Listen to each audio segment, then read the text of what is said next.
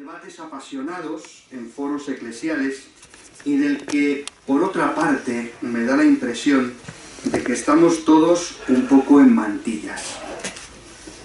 Cuando este cura que os habla, y creo que a muchos de los que estamos aquí nos pasa, terminó la formación en el seminario, hace casi 30 años, salíamos preparados, al menos eso creíamos, para presidir en la caridad a una comunidad cristiana de personas que iban, que acudían a la iglesia, al menos de un modo más o menos de sociología cristiana.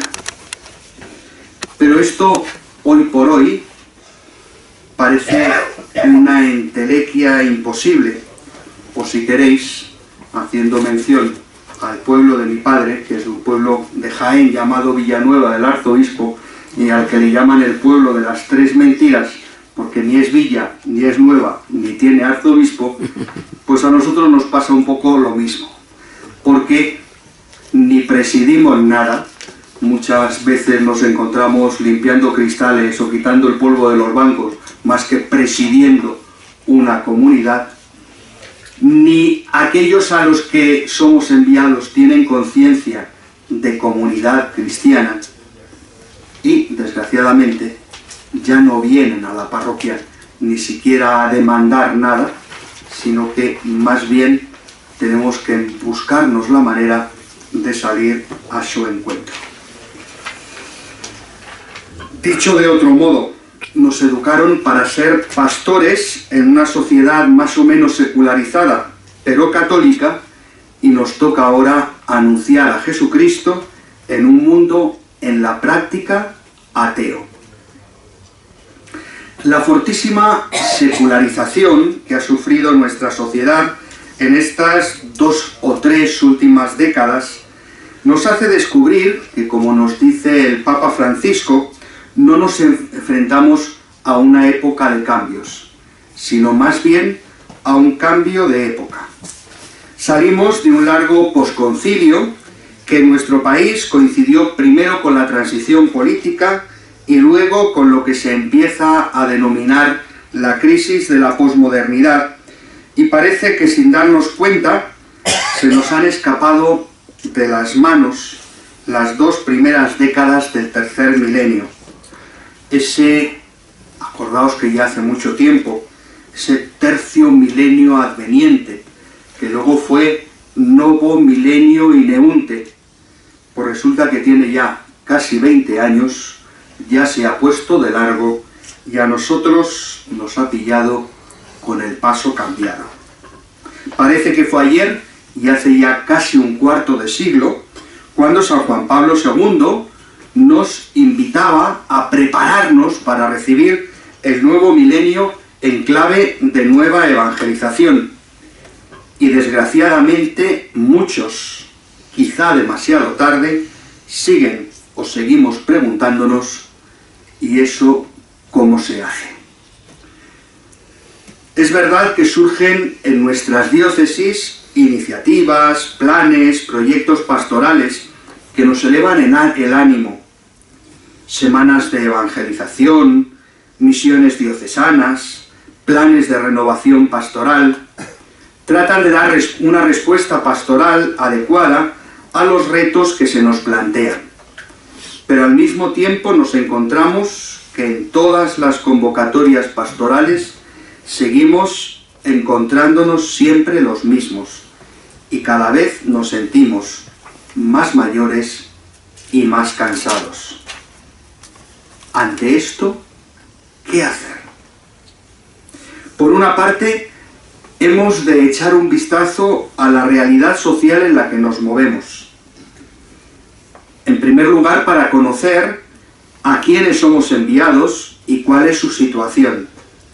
Y también, no menos importante, para que no caigamos en las mismas tentaciones que nuestros coetáneos.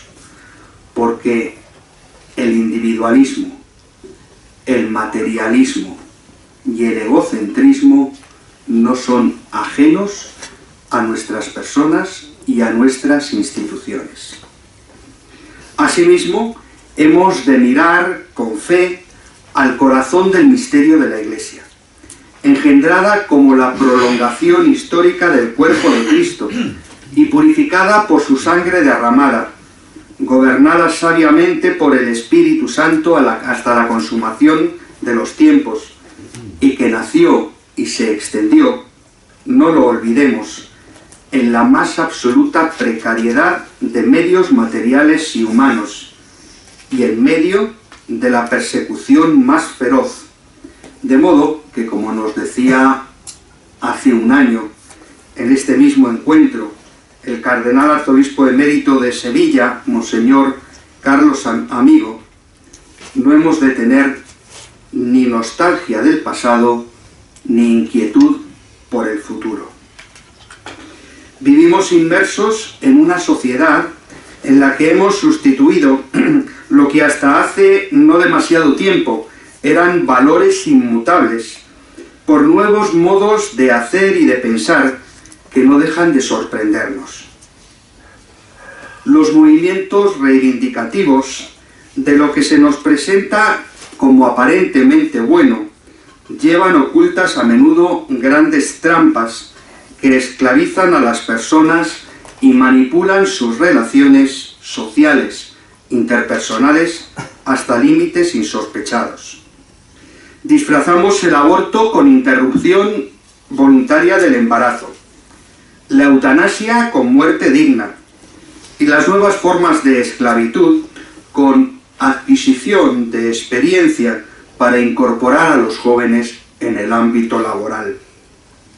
Así, lo que en principio es justo y deseable, como pongamos por ejemplo la igualdad entre varón y mujer, nos ha metido en una especie de competitividad insana que ha provocado la fragmentación de la estabilidad de la institución familiar. Parece ahora que todo lo masculino, y en especial lo patriarcal, es malo, de modo que hay que humillar y matar al varón, y más si éste es padre, sin lograr lo que de partida sería deseable, que es la igualdad en dignidad entre las personas, que llevara al mismo tiempo a la eliminación de la violencia en el ámbito de la pareja y de la familia. No hay día que al poner la televisión o al encender la radio del coche no nos despachemos con mujeres maltratadas o incluso asesinadas por sus maridos. Maridos que reivindican la custodia compartida cuando su matrimonio ha fracasado. Es curioso ver cómo el gobierno se ha visto obligado a regular por ley la custodia compartida, no de los hijos, de las mascotas, y hace leyes para que tengan iguales derechos ante sus mascotas aquellos que han descuidado la vida matrimonial y familiar. Hijos maltratados por sus padres, encerrados solos en casa ante videojuegos o la televisión mientras sus padres se encuentran inmersos en una vorágine de trabajo, si es que lo tienen, educados por sus abuelos, quienes tienen que dedicarse a tareas que por edad no les corresponden. Recuerdo que cuando nacieron mis sobrinas, que ya son veinteañeras, en algún momento mi hermano y mi cuñada le pedían a mis padres pues que les echaran una mano cuidando a las niñas. Y hubo un día en que mi padre pues se llevó a las niñas y las llevó y les compró chucherías. Y mi hermano y mi cuñada dijeron, hombre, tienes que tener cuidado porque las malcriamos. Y dijo, mira, yo soy el abuelo, para educarlas estáis vosotros y para malcriarlas estoy yo, ¿eh? Desgraciadamente eso en la mayoría de los casos no es así. Hoy nos encontramos con centenares de abuelos en nuestras parroquias que además de no poder disfrutar de su vida de jubilación, están atados de pies y manos porque tienen que recoger a los niños del cole, darles de comer, darles la merienda, hacer con ellos los deberes y hasta devolvérselos a los padres bañados y cenados, envueltos en una manta, para que se los recojan cuando terminan de trabajar. Nos encontramos a menudo abuelos que tienen que sostener con sus pensiones a las familias que no han tenido suerte en el ámbito laboral. Mayores, estoy pensando en una persona en mi parroquia que el mismo lunes me decía: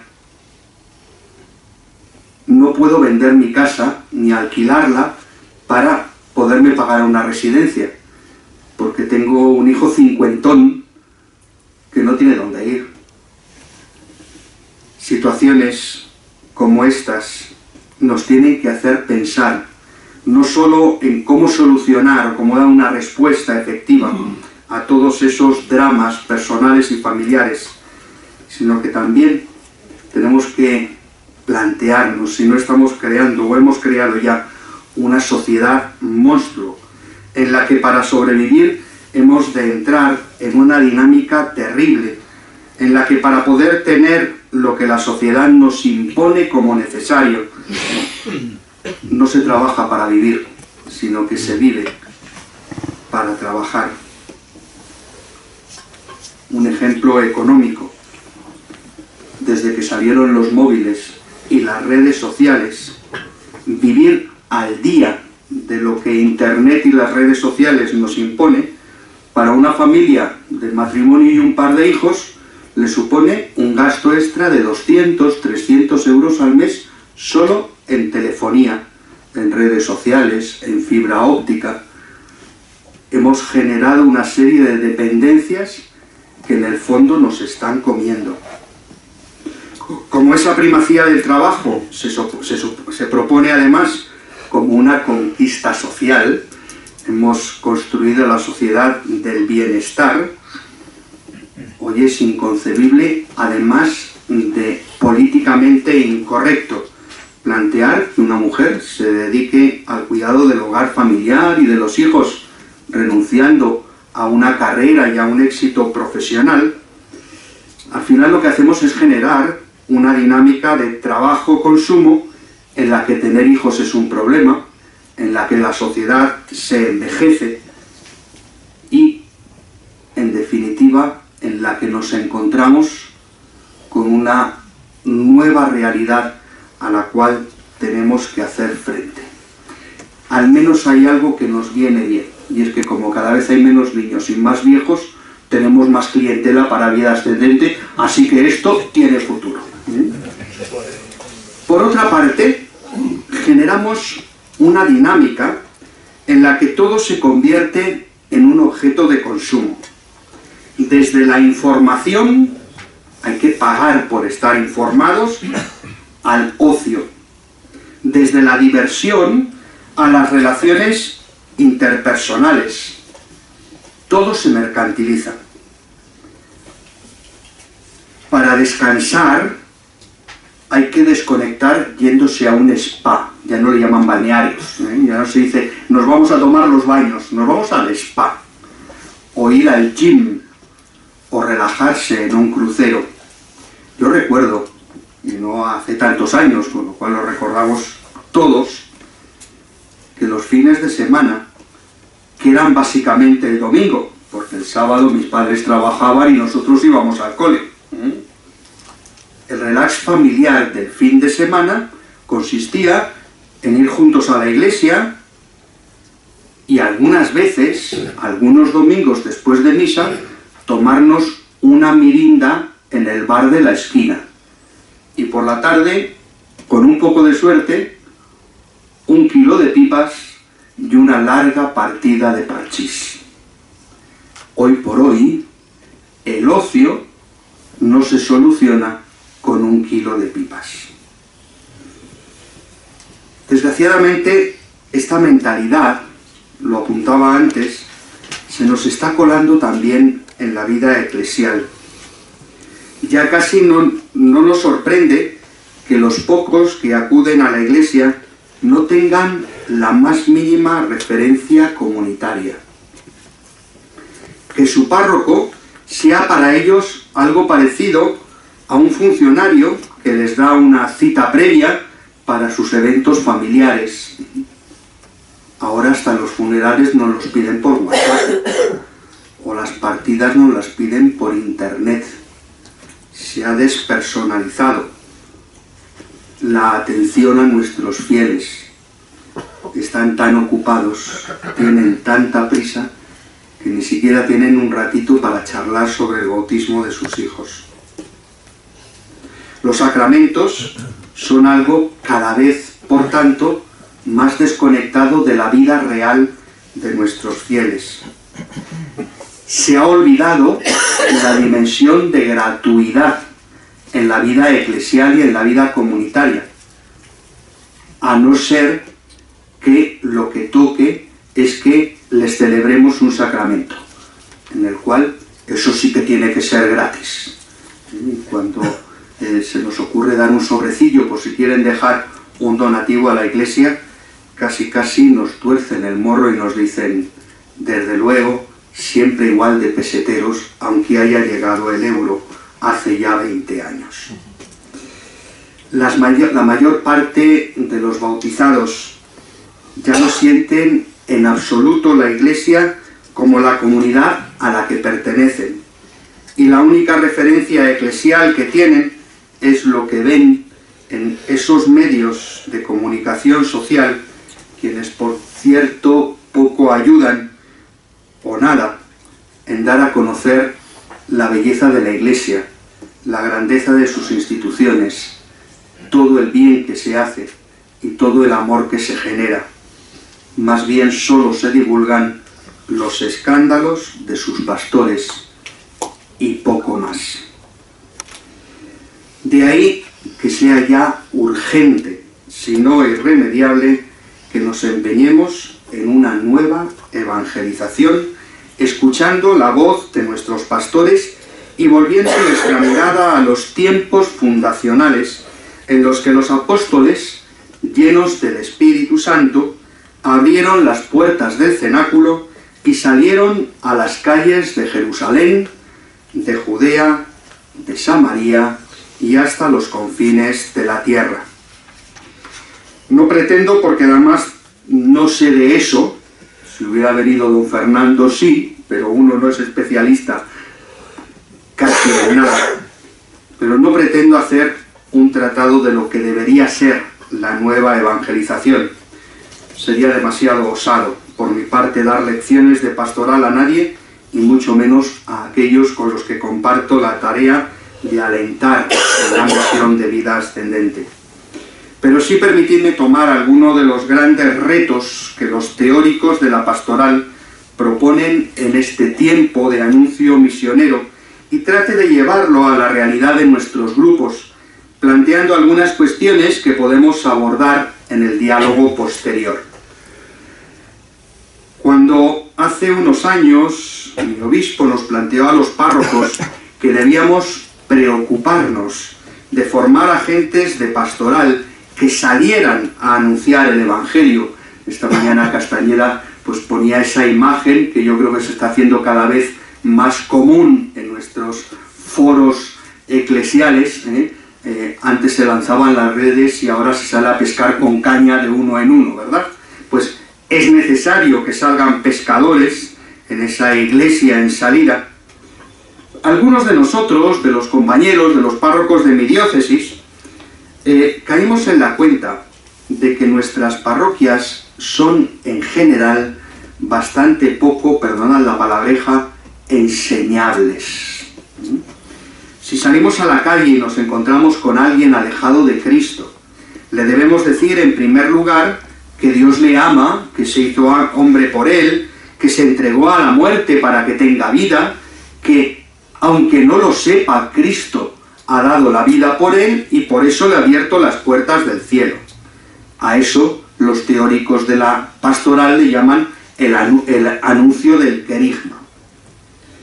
Pero una vez que hemos anunciado el mensaje de salvación, el paso siguiente es incorporar a aquellos que han escuchado el mensaje, que lo han hecho suyo, a una comunidad cristiana con quien irán creciendo, formándose, celebrando la fe y asumiendo también ellos mismos esa misión de anunciar el Evangelio. es lo que en el Evangelio y en los Hechos de los Apóstoles es el venid y lo veréis. Fueron y se quedaron con él. Veían a los cristianos y la gente se apuntaba a eso porque decían, mirad cómo se aman.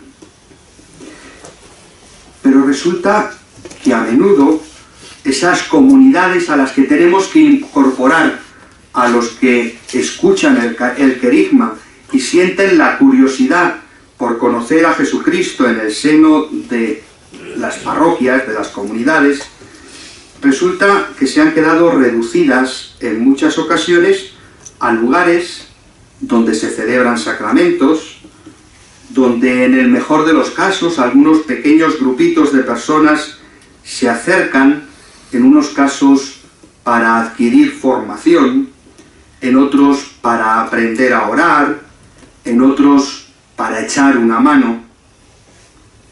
No quiero en absoluto desdeñar toda esa tarea catequética, formativa de las parroquias y mucho menos ignorar talleres de oración, escuelas de Biblia, grupos de lección divina y lejos de mí hacer de menos a todas esas personas que colaboran en las cáritas parroquiales donde gastan su energía, su tiempo y a menudo hasta su dinero para atender a los más pobres.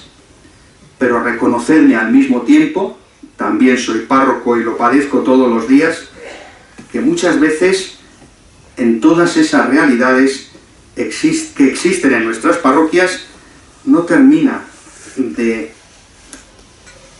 sentirse comunidad, no termina de ser una parroquia comunidad de comunidades, familia de familias. Nos falta ese empujón para que nuestras parroquias sean reconocibles, enseñables, compartibles. Faltan en nuestras parroquias y diócesis auténticas comunidades vivas que irradian la alegría del Evangelio, donde se ore en común, donde se escuche la enseñanza de los apóstoles, donde se parta el pan de la Eucaristía y donde se anuncia a ese Cristo que ha resucitado. Hemos de mirar las primeras comunidades cristianas para que se revitalicen nuestras iglesias, nuestras comunidades. Quizá habéis oído hablar, porque está ahora muy de moda, un librito que se ha traducido del inglés al castellano últimamente, lo escribieron hace 2 o 3 años en Estados Unidos, un tal Rod Dreher, un autor que pretende dar una visión de la Iglesia en clave de evangelización en un mundo que denomina él poscristiano, y se ha traducido con el título de la opción benedictina. No sé si os suena, por lo menos de haberlo visto en las librerías diocesanas. Este autor, después de hacer un análisis muy duro de la realidad, de cómo en la Iglesia hemos sido víctimas del descrédito por parte de los defensores, entre otros conceptos de la ideología de género, hace una propuesta, y creo que eso es lo más interesante de este librito, hace una propuesta de una opción pastoral y misionera que él llama la opción benedictina. Él viene a decir algo así como que con la crisis del Imperio Romano y esa Europa pagana y bárbara,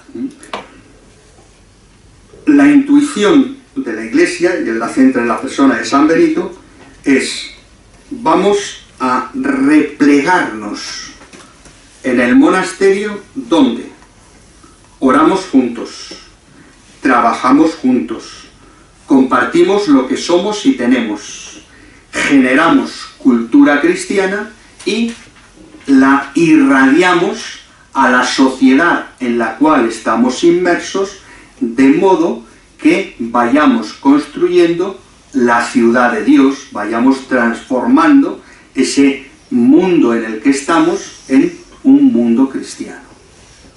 Él habla de que eso está en las raíces cristianas de Occidente y que por tanto sería la opción que al comienzo del tercer milenio tendría que hacer la Iglesia para que, mirando a San Benito, podamos realmente hacer una oferta pastoral, misionera, desde unas comunidades vivas y sólidas. En definitiva, si queremos dar una respuesta al tercer milenio, dice este autor, hemos de transformar las parroquias, capillas, colegios, instituciones religiosas en auténticos monasterios donde se viva comunitariamente la vida de fe y desde donde se irradie el Evangelio a toda la humanidad. Yo, leyendo a este autor, decía: de todos los grupos que hay en mi parroquia, que hay al menos 15 grupos yo llevo un año y poco en la parroquia. Es una parroquia donde han ido pasando generaciones de sacerdotes muy dispares y que cada uno, lejos de desechar lo que había, pues lo que ha hecho ha sido incorporarlo, abrazarlo e ir generando cosas nuevas. Entonces, tengo grupos que están haciendo el itinerario de formación de apostolado seglar, grupos de acción católica general, comunidades neocatecumenales, grupos de Reina de la Paz, de los que van a Medjugorje, grupos muy dispares. Y yo decía, de entre todos los grupos, el que más se parece a esto es el de vida ascendente. Es curioso, porque es un grupo en el cual se celebra la fe, se escucha la palabra, hay una dimensión comunitaria pues que forma parte, digamos, del carisma fundacional. Esta mañana Castañeda nos hablaba muy bien de ese tema, ¿no? Es una preocupación de los unos por los otros, de ser hermanos de verdad, y eso pues se fundamenta en esa amistad del movimiento. Hay una dimensión evangelizadora. Uno de nuestros pilares también es el apostolado. Entonces, desde ahí decía, oye, parece como que esto no está descaminado. Os aseguro que leyendo a este autor, tengo que confesaros que me queda algún capitulito por acabar todavía del libro, pensaba en vida ascendente. Cuando hace unos años le pedí a Álvaro que pusiera en marcha el grupo de vida ascendente en nuestra querida y recordada parroquia de Loeches, este grupo se convirtió en la única referencia comunitaria que había en la parroquia. Nunca había cuajado nada que no fuera la catequesis y la atención a los pobres con las personas mínimas que atendían a los más necesitados. Y curiosamente esa fue la referencia comunitaria del pueblo. De modo que aquellos mayores que se sentían solos, tristes, abandonados de Dios, alejados de la Iglesia, tenían una referencia comunitaria, donde orar juntos, escuchar la palabra, profundizar sobre su realidad como creyentes y sentirse iglesia viva. Sé muy bien que muchos obispos en sus diócesis y muchos sacerdotes en las parroquias ven en vida ascendente una excelente herramienta para la nueva evangelización en el ámbito de los mayores. Pero, por ir aterrizando, yo veo como 3 elementos que al menos tendrían que hacernos reflexionar. No para preguntarnos si lo estamos haciendo bien, pues yo creo que todos estamos muy contentos de lo que estamos haciendo, sino para ver si se puede hacer incluso mejor. Entonces, lo que os propongo es que ahora, después de señalar estos 3 elementos, nos reunamos en 3 grupos de trabajo. En esos grupos de trabajo, cada uno de ellos va a trabajar uno de esos 3 elementos. Os los daré escritos para que no tengáis que apuntar las preguntas. Sí que nos gustaría que nos mezcláramos, que estuviéramos sacerdotes y miembros de la permanente, para que básicamente son mayores. En eso por lo menos estaremos de acuerdo. hasta ahora los mayores de nuestros grupos han sido bastante inmunes o bastante resistentes a esa sociedad poscristiana de la que hablábamos. A los mayores, hasta ahora, no había que salir a buscarles. Ya estaban en la iglesia. Incluso muchos de ellos, también lo decíamos, estaban comprometidos en diversas tareas eclesiales. Por eso, el lenguaje de las reuniones, la dinámica y el contenido de las mismas, pues lo hemos planteado para cristianos que ya están en la iglesia, podríamos decir para cristianos de toda la vida. Ahora bien, empezamos a preguntarnos, y esto yo creo que es una preocupación de las diócesis más urbanas, pero poco a poco esto va calando a todos los niveles, empezamos a preguntarnos por qué nos cuesta tanto encontrar a mayores más jóvenes, a gente recién jubilada que quiera incorporarse al movimiento. ¿Por qué nos cuesta tanto ese relevo generacional? Y yo creo que no es solo la sensación de que como ahora se vive más, los que se jubilan ahora no se sienten mayores, no se sienten viejos. Algo de verdad hay en eso. Pero Álvaro se incorporó al movimiento a los 63 y tenía clara conciencia de que se estaba jubilando y que era el momento de incorporarse al movimiento. Es decir, lo de yo todavía no soy mayor, a mí me suena más a excusa que a realidad. Me da la impresión de que una de las dificultades para ese relevo generacional es porque la generación siguiente está mucho más secularizada, forma mucho más parte de esa cultura o de esa sociedad poscristiana. Ya no son los que están en la iglesia, ni siquiera los que vienen de vez en cuando. No solo no están comprometidos, sino que no vienen, utilizando lenguaje informático, ni siquiera a nivel usuario. El primer reto que se nos presenta, por tanto, es: ¿estamos en condiciones, tal como está ahora el movimiento, de pensar que somos como San Pablo, que se planta en el Areópago de Atenas a hablar en un lenguaje que le pudieran entender de un Dios desconocido? ¿A qué areópagos tenemos que ir para encontrarnos con esos mayores que ya no vienen a la iglesia? Club de pensionistas, asociaciones vecinales. ¿Cómo les anunciamos esa buena noticia a los que por generación ya no forman parte de esa cultura poscristiana? Sea como el punto de reflexión del grupo número 1. En segundo lugar, yo creo que otro de los retos a los que nos acercamos es a la dificultad de ser significativos.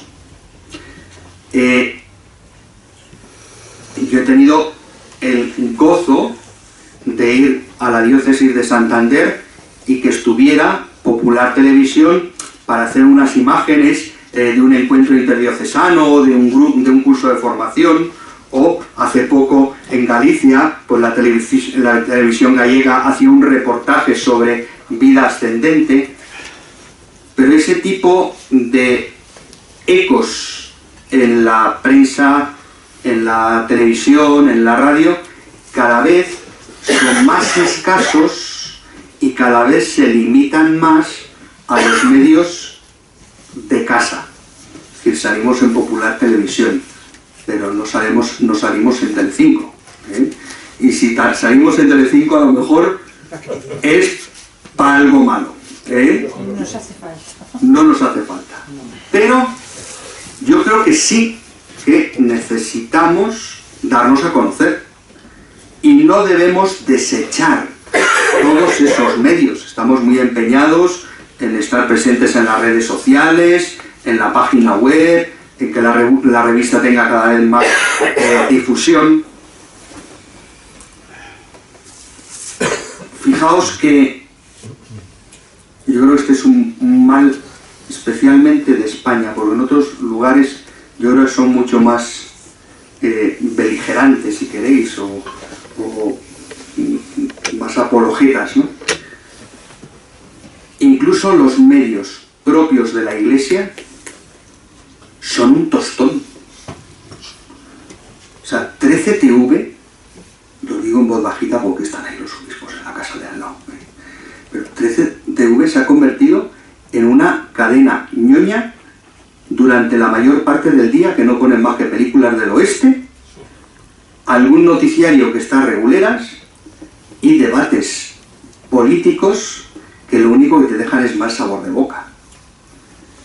Tenemos medios propios y yo todavía estoy esperando un reportaje, no digo sobre vida ascendente, sobre cualquier movimiento o grupo, realidad eclesial de España.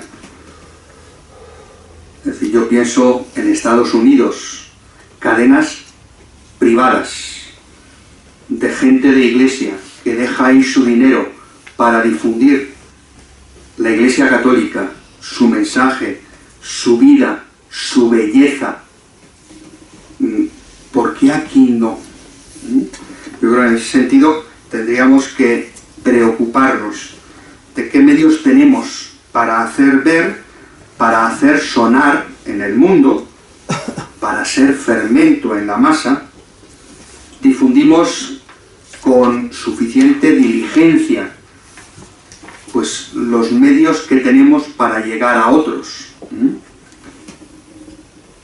Es verdad que nuestro medio fundamental, nuestra vida fundamental se centra en los grupos que están en las parroquias, en algunas residencias, pero vida ascendente tiene vida fuera de eso. Organizamos cursos de formación, organizamos peregrinaciones, organizamos... ¿Qué difusión le damos a todo eso que puede ser un medio de enganche y de conocimiento del movimiento para otra mucha gente? Por ahí iría el núcleo de reflexión del grupo 2. Y el tercero sería retomar eso que comentábamos antes del venid y lo veréis. Decíamos, imaginemos que alguien a quien hemos conocido en la calle, fuera del ámbito eclesial, alguien que quizá fue bautizado de pequeño, incluso se casó por la iglesia, pero perdió ese sentido de pertenencia a la misma. Creemos que nuestras reuniones, nuestros temarios, nuestros guiones, nuestras dinámicas, nuestro lenguaje se ajusta a las necesidades de esos alejados que nos son confiados para ser su lugar de retorno e integración a la Iglesia. Tendríamos que revisar algo de la vida de nuestro movimiento para que, sin renunciar a lo que enriquece y a lo que hace crecer a los que ya estamos, pueda ser lugar de enganche, lugar de encuentro, lugar de vivir la alegría de la pertenencia a la Iglesia a quien ha estado alejado. Lo digo porque es verdad que aquella frescura de la que nos hablabas también esta mañana de los inicios, lógicamente se va institucionalizando, pero no debemos perderla. Se nos decía, bueno, pues si se cierra el libro de la reunión que toca y nos vamos a preguntar cómo estamos y qué necesitamos y nos preocupamos del otro y crecemos en la amistad, eso es lo importante. Pero también es verdad que decimos, sí, pero es que los de tal diócesis no utilizan los guiones, o es que los de tal diócesis solo se reúnen cada no sé cuántos días, o es que los de tal parroquia resulta que se saltan el modus operandi de nuestra institución. Bueno, a lo mejor eso lo que ayuda es a que el lenguaje que utilizamos pueda ser más integrador. Entonces, bueno, el tercer grupo le daríamos un poco vueltas a este tema, Nuestro lenguaje, nuestros métodos, nuestra dinámica interna favorece la acogida y la integración de aquellos que siendo mayores retornan a la iglesia, yo qué sé. Es decir, yo hablaba de la opción benedictina, que yo creo que es la intuición de fondo. Es decir, si queremos salir al encuentro de aquel que está lejos, necesitamos dos cosas: una más intensa vida comunitaria y, segundo, un diálogo sincero con la sociedad a la que somos enviados. Pero esas son las dos claves, y yo creo que por ahí es por donde las experiencias que están surgiendo en diversas diócesis, en diversos lugares, digamos que tienen como esos dos momentos iniciales. Es decir, nos hablaba, por ejemplo, me da pena que se haya ido Loli, porque ellos están ahora en el segundo año del plan de nueva evangelización, o del plan está llamando la misión diocesana. Entonces ella nos contaba el otro día en la permanente que el primer año ha sido un año más, ellos le llamaban el año de la comunión, es decir, de mirar a la iglesia, mirar a la parroquia, mirar a la comunidad y revitalizar los lazos comunitarios, los elementos, pues eso, de vinculación, de comunión entre los hermanos, para tener algo que enseñar. Es decir, para que cuando aquel que se siente interpelado pregunta ¿dónde vives?, pues pueda decir, ven y lo verás, y no me dé vergüenza enseñar mi casa. Entonces, un primer año nos contaba que ha sido un año de trabajar a nivel comunitario y de revitalizar la vida comunitaria de las parroquias. El segundo año le está llamando el año del anuncio misionero. Nos contaba que han logrado que de las diversas parroquias, de las diversas comunidades, hablaba de un número bestial. Creo recordar que hablaba de 20.000 fieles de las diversas parroquias de la diócesis que están participando en un buzoneo casa por casa, de una invitación puerta por puerta a actos de anuncio del Evangelio, a convocatorias comunitarias en las distintas parroquias, de tal manera que se suscite la pregunta por Jesucristo.